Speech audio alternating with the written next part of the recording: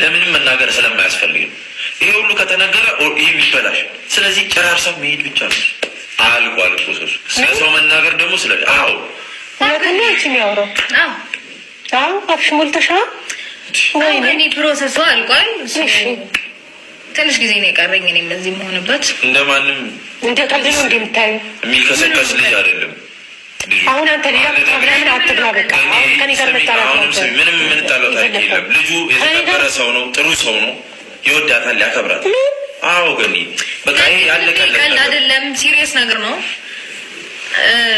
በቃኝ እኔም በቃ እንደዚህ አይነት ሀሳብ አታውሪ አንቺ። አሁን እሱ አይዞ ስላለሽ አይደለም ነገ ህይወትሽ ማንም አይኖርልሽም። ምትኖሪው አንቺ ነሽ። ይኸውልሽ አሁኑኑ ኖቤልን ከዚህ ማስወጣት ይችላሉ። ከዚህ ፕሮሰስ ከዚህ ጉዳይ አሶቹ ከፈለግሽ በቃ ልጁንም እንደዚህ አታድርጊ። በቃ ራስሽ ትለሽ እንትን ምንም ነገር የሆነ በሀሳብ እንኳን ሰፖርት እንዳያደርገኝ ማድረግ እችላለሁ። ነገር ግን ፍላጎቱ የኔ ነው። ፍላጎትሽ ነው። የኔ ፍላጎት ነው። ይሄ ፍላጎትሽ ነው።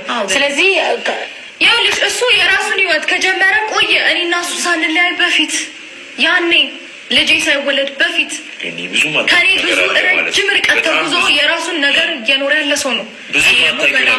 ሀብዬ መኖር የጀመርኩት የራሴን ላይፍ መኖር የጀመርኩት ገና አሁን ነው ሀብዬ።